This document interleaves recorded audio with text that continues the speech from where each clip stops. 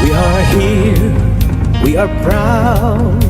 We want the world to come to us and be a part of our hopes, of our dreams, of our new beginning. We will make a different start. We will now open up our door, a city like you've never seen before. Come feel the vibrance, come hear us shout. Experience magic, come to the south. With one proud city we welcome you. What you've been looking for, we have it too. With our commitment, we want you to know that we are here and we're about to show that Naga smiles to the world. Naga smiles to the world. Naga smiles to the world. Naga smiles to the world.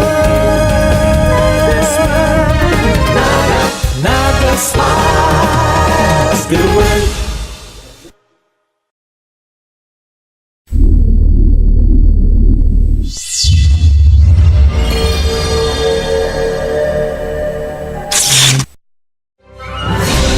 Sa tuyang pag-urulayan ang mga proyekto kang syudad. Sa tuyang tukaron ang mga impormasyong pangkauswagan sa mas pinahiwas asin pinausog na programa kan lambang na genyo. Ang Dagangunyan. Dagangunyan. Kada Sabado alas 10:30 nin pagkaaga. Kay ba sinda kakamping Allen Riondaga asin kakamping Nick Motos. Ang Dagangunyan.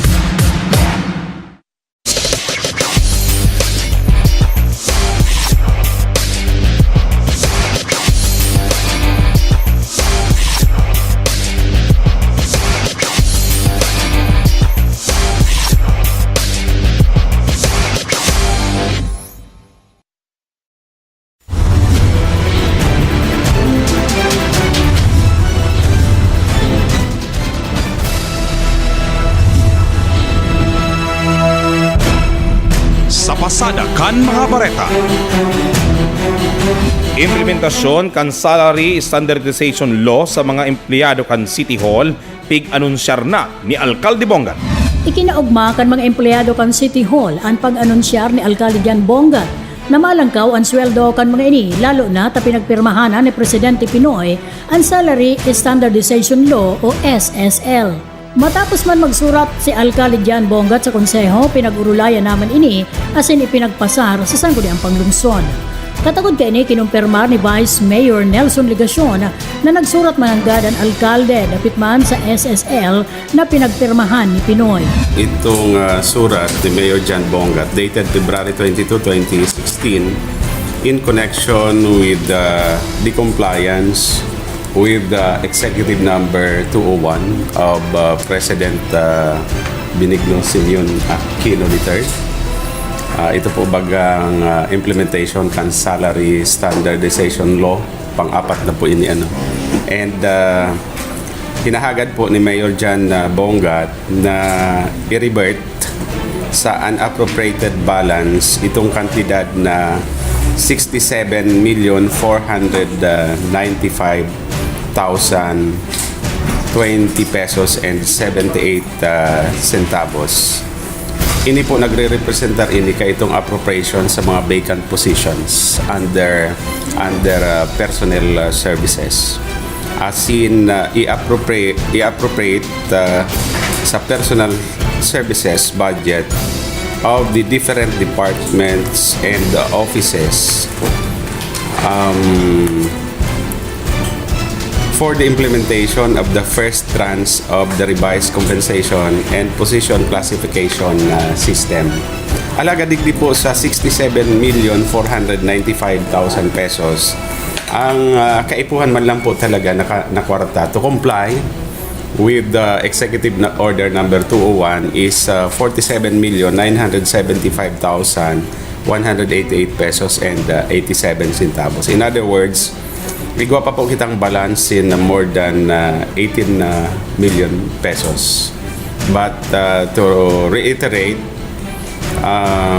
the money is actually an appropriation for vacant plantilla positions. Pinaglinaw ni Vice Mayor Ligacion na ang kabalisa na sa salary standardization iyo itong permanent as in casual employee. Apera kan adjustment sa salary increase, igwa pang mga benepisyo ang mga ini. Ang kabali po duman sa salary standardization law implementation are permanent and casual employees of the city government of Naga. And the benefits, aside from the adjustment in salary, increase in salary, the benefit will include the provision for a 14th month pay. Ikaw na po baga kita dati si 13th month pay. 14th month pay. So, bali, duwa na po ang dagdag. 13th month and 14th month pay. One will be given usually in the month of May. In the month of May. While the other one is in December. Yeah, that is aside from the incentive of 5,000 pesos. You also usually being considered year-end. Ang kantidad kan aumento sa sweldo kan mga empleyado ang madepende sa kung anong posisyon kan mga ini. Depende kaya sa position eh. Depende sa position. For instance, itong salary grade 1 from 9,000 plus magiging 11,000 siya, 'di ba? Pero that is upon full compliance with the salary standardization law.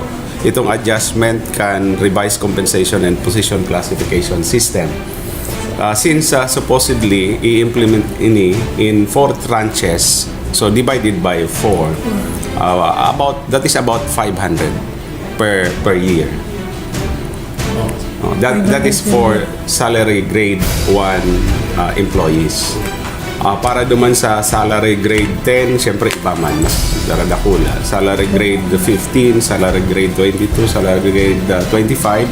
In the case of the department heads, mas harahalang ka.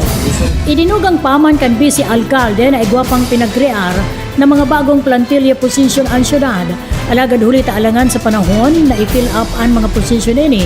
Kaya ang allocation sa salary increase na una ang sa indang ikukonsiderar mantang kaipon sa naman ang 47,975,000 base man sa SSL.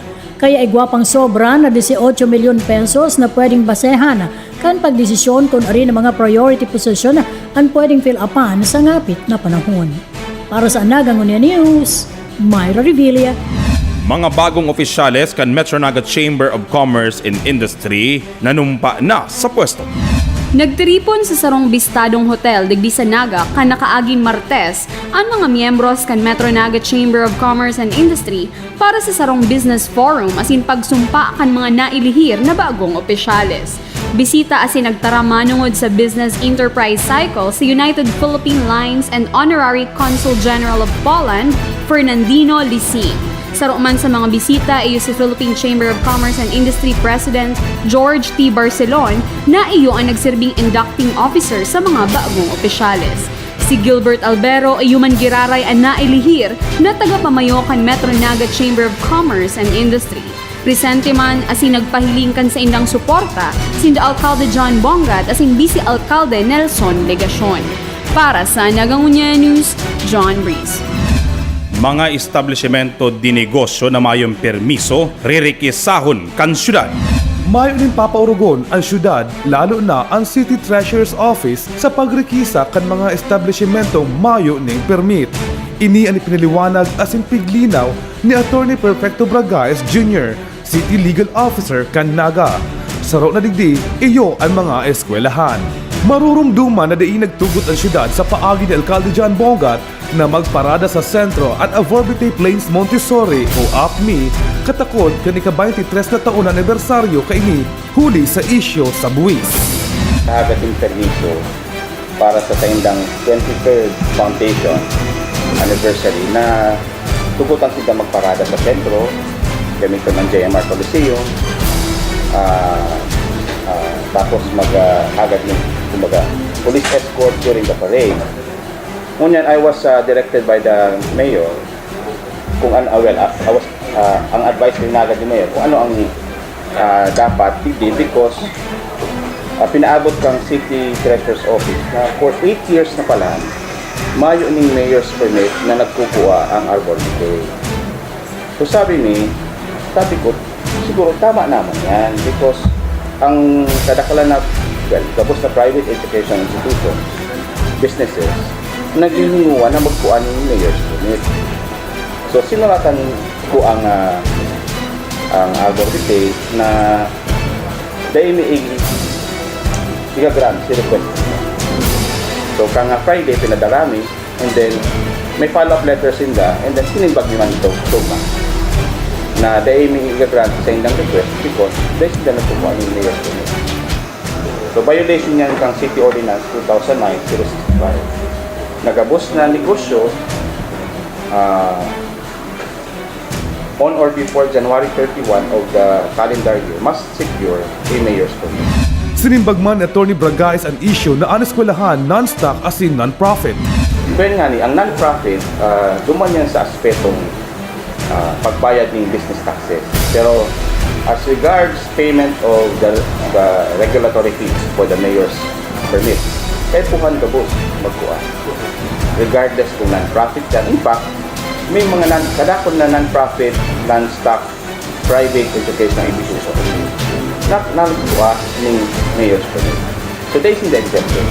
Sigun kay Atty. Bragais, naglalaom sinda na makuha na ning Mayor's Permit ang eskwelahan, tanganing tugutan ang padagos na operasyon kan eskwelahan, asin tinatawan sinda ning deadline hasta sa bulan kan Hunyo bago magburukasan ang klase. Para sa Naga Ngunya News, Jeff Achas. Paghali kang penalidad sa socialized housing program kang syudad, pasado na sa konseho. Sarong ordinansa ang naipasar sa sangguniang panglungsod na mapapakinabangan kan mga beneficiaries kan socialized housing kan Naga. Ini ang condonation ordinance na pinagpadrinuhan ni Vice Mayor Nelson Digacion. Ang ordinansa na naguhurot na bawasan ang interest rate asin halion ang penalidad sa amortization kan mga beneficiaries kan socialized housing program kan Naga. With respect to my proposed ordinance, which is entitled, this is no longer considered as a condonation ordinance. This is an ordinance reducing the interest rate and removing the penalty imposed upon beneficiaries of the city's socialized housing program. Kung magkikirumduman po kaya baga, in the past, kan 2009, kan 2013, may pigpasar po itang condonation ordinance. But then, na hiling ta, na baad ay pa inisupisyente para matabangan si mga beneficiary ta kan socialized housing program. Likewise, we have noted that we have been imposing interest for loans of 9%. Whereas si mga banking and financial institutions, mas hababa na po si interest rate nila. Like for instance, in the case of the Home Mortgage Development Fund, HDMF, Home Development Mutual Fund o kaya Pag-ibig. Pero Circular number 312, ang applicable interest for loan of up to 400,000 pesos is only 4.5% per annum. Samantalang sa tuya, 9%. Base pa man sa opisyal na ang syudad ang daiman imbuelto sa pagpapautang ulong para makakuanin anuman na balik sa inda. Kundi ini pagtabang sana sa mga beneficiary asinan sa indang ibinayad, pwedeng gamiton sa kaparehong programa tanganing mas dakol ang matabangan. Mayo ng rason tanganing mag-imponer kan 9% interest rate, kundi ibaba na ini sa 4.5% per annum asin halion ang penalidad. Digdiman matatawanan sa isay ang obligasyon kan syudad de Naga na tabangan ang mga tios o mga tikapo. Para sa Naga Ngunya News, Myra Revilla. Syudad ning Naga saro sa mga binistong best organizer kan Milo Sports. Pigbisto ang syudad ni Naga na iyong ang best organizer sa tulong sunod-sunod na taon as in best organized leg sa nagtalikod na 39th National Milo Marathon. Inipigawad mismo kan Nestle Philippines as in ang mga opisyales kan Milo Sports na sinda Sherila Bayona, Robbie De Vera as in Andrew Neri. Sigun kay City Sports Coordinator Francis Barha, inidakulang onra sa syudad ni Naga na aktibo man pag-abot sa sports. Si Naga City kang last 2015 best organizer kita sa buong Pilipinas. We rank number 3. Ang second po duman ang Butuan City and the champion po duman ang Cebu City. Ang basis kang Nestle Philippines, kang Milo is kung paano kita mag-handle ng event. One, yung security. Second, yung safety kang runners. And at the same time, how we handle the 2015 Milo Marathon. Para sa Nagangunya News, John Reese. Compact corn meal halit sa Department of Agriculture ginagamit na kan syudad ni Naga. Sa ngunyan, ginagamit na kan syudad ni Naga ang premyo sa nagtalikod na Quality Corn Achiever Awards na pigpadrinuhan kan Department of Agriculture Region 5 sa eraron kan programang Agri-Pinoy Corn Program. Ang Naga iyo ang pigbistong regional winner ka nakaagin a 16 kan Oktobre ka nagtalikod na taon. Ang premyo iyo ang sarong unit ning Compact Corn Meal na sa ngunyan mahihiling duman sa City Nursery sa Barangay Carolina. Sigun kay City Agriculturist Edna Bongalonta, inidakulang katabangan sa mga paratanom kan syudad. So, ang katabangan kani para, yan actually, yan corn meal na yan, ang dapat na maluwas dyan, ito bagang white corn na substitute for rice. Pag nagluwas dyan, ang white corn, igo siyang apat na, ano yan, naluluwasan duman na, igo duman garo, kuya na, harina, garo flour, igo ang garo siya bagas, igo ang garo siya pwedeng pang bahog sa hayop as feeds. So, ayan ang katabangan kayan. Kasi, saro yan sa mga program ng Department of Agriculture na instead of eating rice na hali sa paroy, ini-encourage man kita na magkakaning white corn kasi ang white corn maray sa salud. Kasi base sa record na ang white corn kababa ang glycemic index kaya recommend siya especially for diabetics patient. May mga diabetes na yan ang sarap sa benepisyo kaya. Para sa Nagangunya News, John Reese. National Convention kan mga clerk kan hudikatura ginibo sa Naga. The judiciary clerks facing the challenges of the court's modernization. Ini ang tema kan ginibong tulong aldaw na convention as in seminar kan Judiciary Association of Clerks of the Philippines o JACOPHIL digdi sa Naga. Naging tagapagtaram sa enot na aldaw si Supreme Court Associate Justice Presbitero Velasco Jr. as nagpaabot man kan sa indang mensahe sin the Representative Alfred Vargas as in si Alcalde John Bongat. Pagkahapon na pag-ulayan sa ikaduwang aldaw, an overview on the Philippine Electronic Court o e-court system na may obhetong igiya ang mga partisipantes sa pag-iimplementar kanasabing automated court system. Naging tagapagtaram digdi si Program Management Office Chief of Office Attorney Renelli Mayuga. Mga punksyon asin responsibilidad kan sarong clerk ang napag-ulayan sa ikaduwang aldaw na pinanginota ni Office of the Court Administrator Judicial Supervisor Arturo Noblejas. Inisinundan man kan sarong Health and Welfare Program and Rules on Selection of Promotion of Court Employees.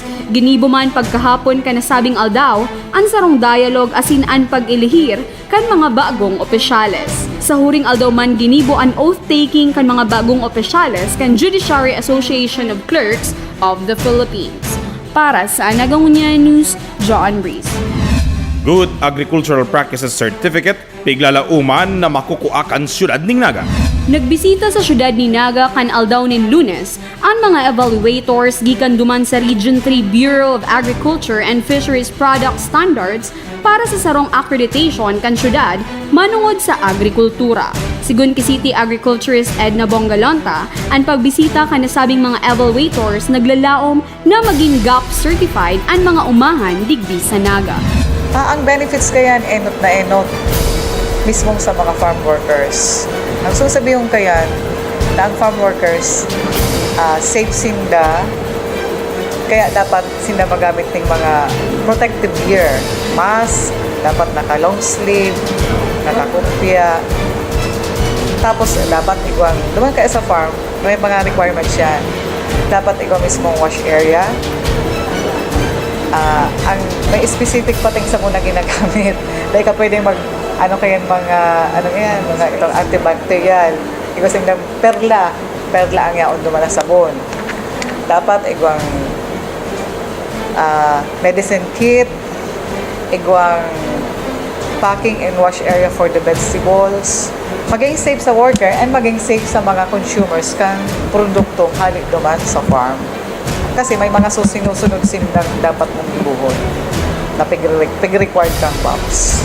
Para sa Nagangunya News, John Reese. MOA sa pag-ultanan kang gobyerno lokal kan Ciudad ng Naga asin University of Nueva Cáceres, ginibo. Mga thesis asin dissertation ipigdunar sa Raul Rocco Library. Aldaw ni Lunes kan ginibo ang signing kan Memorandum of Agreement o MOA sa pagultanan kan lokal na gobyerno kan syudad as in School of Graduate Studies kan University of Nueva Cáceres UNC na madurar nin 5 taon na kontrata. Pinanginutan ni Alcalde John Bongat, Vice Mayor Nelson Ligacion as in mga miyembro kan SP pati na ni Dr. Emelita Menes and Dean kan Graduate Studies kan UNC. Mientras tanto, anaw na bitan na eskwelahan ang nagdunar ng mga thesis as in dissertation books as in journal sa Raul S. Rocco Library. Aldaw ni Lunes kan gibuhon man ang MOA signing, nagpaabot kan sa iyang mensahe si Rico Benluan, ang librarian kan Raul S. Rocco Library. Ngunyan na aga ang MOA signing sa pagtabang na University of Nueva Cáceres sa Rocco Library kang gapos na mga thesis and dissertations para may accessible ang gapos kong mga nagbabasa kung ano ang mas maray na magibuhan ng research. For turning over more than 100 thesis and dissertations to the Raul S. Rocco Library, which is the Naga City Library. Pagkatapos kan Memorandum of Agreement signing, ang grupo ang nagdiretso sa Raul S. Rocco Library para man sa formal na pag-turnover. Sa pakikipag-ulay kan ang Nagangunya News kay Alcalde John Bongat. So ini sarong paagi para mas may ma-attract pa kitang mga visitors dito sa library. Apera kan mga pigdagdagta mga sections again Leonor Dillaco section, Bienvenido Santos section. Apera kaya nito memorabilia ni Senator Raul S. Rocco. Gulpi kitang mga features itong family genealogy yaman dyan from the Church of Latter-day Saints as in ini pinakabago ining section ka mga dissertations hali sa University of Nueva Cáceres. Katagod kay ini sinambit man ni Alcalde Bongat ang mga alumni na naggraduar sa UNC na sa presente nagtatrabaho as in marhay and performance sa City Hall. Gulpirig ding haling UNC, Jun Mongoso, City Administrator, Willie Prillias, City Planning and Development Office, si Engineer Chito Palmiano, the City Engineer and Building Official, si Madam Ching Tabinas, ang City Accountant, as in gulpi pang iba dyan. Katagod kay ni pinagpahayag man ni Dr. Emelita Menes and din kan Graduate Studies kan UNC. So this is a 5-year contract between the city government and the University of Nueva Cáceres School of Graduate Studies under Ayala Educations. So this contract will end after 5 years, and after 5 years, we will decide if we're going to continue or not. Now, then again, particularly students from Naga City will benefit with this collaborations and linkages in partnership with Naga City because they can access references. They don't need to go to our main library in the university campus, but they can access here when students are conducting researches. So this will also benefit the city of Naga because from different researches, theses and dissertations pertains to the study about Naga City, like waste management, like mother tongue, educations, and other researches that will benefit the Naga City government. Ipighiras man ni Dean Menes kung taano taan nagaan pinili ninda na i-donate ang mga thesis as in dissertation. Yes, of course. We choose Naga because of course UNC is located in Naga City, and of course this is our priority. And with city mayor is also financing some thesis and dissertations in our university. That's why we prioritize to choose Naga City. Ikinaugmaman kan profesor na dakol ang mga pagbabago sa UNC kan maglaog ang Ayala Group Corporation. Nag-improve ang kalidad kan edukasyon lalo na ang link asin nagpo-promote kan senior high school asin iba pa. Nag-asigurar si Menes na makakatausindan hindi kalidad na edukasyon sa mga namamanwaan. Kapar kay Alcalde Jan Bongat, Vice Mayor Nelson Ligacion, asin man sanggo ni ang panglungsod members. Dr. Amelita Menes, yaon man ang presensya ni the City Administrator June Mongoso, mga department head. Dr. Alida Mores kan Institutionalized Community Service kan UNC Ayala Education. Chief Librarian Rico Benluan kan Raul S. Rocco Library, mga empleyado asin iba pa. Si Alcalde Jan Bongat ang pinagtawanan in plaque of recognition bilang pasasalamat sa mga tabang kaini sa UNC. Para sa Anaga Ngunia News, Myra Revilla.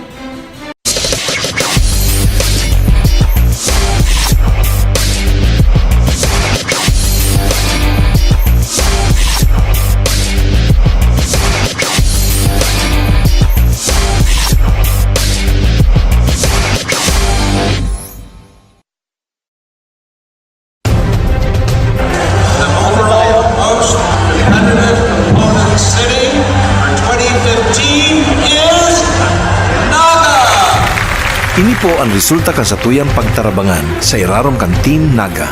Mayor Jan Bongat po, kay bahan si Vice Mayor Nelson Ligacion asin Team Naga. Dati lang po kita. Sa probadong serbisyo, sa probadong kaugmahan. Dati lang po kita.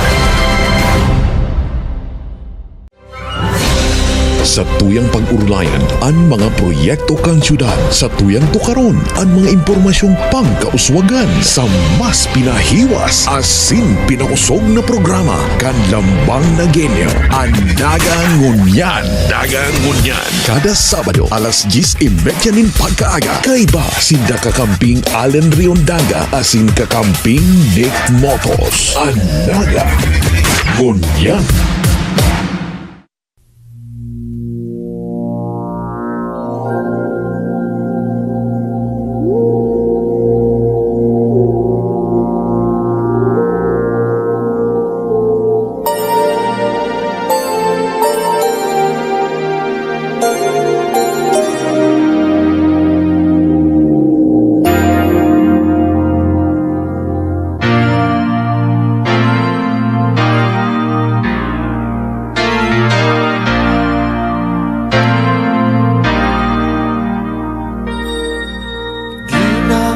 papayag mawala ka muli.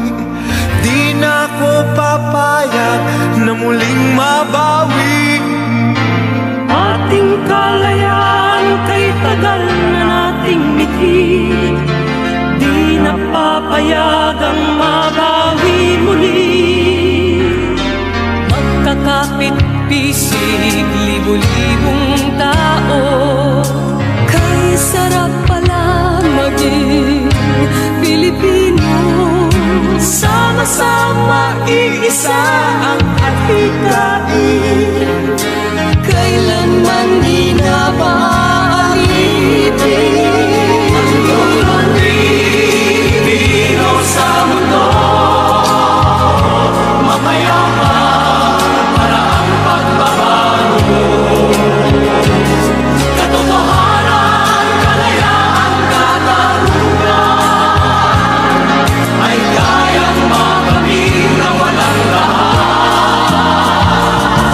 Basta't magkaisa tayong lahat.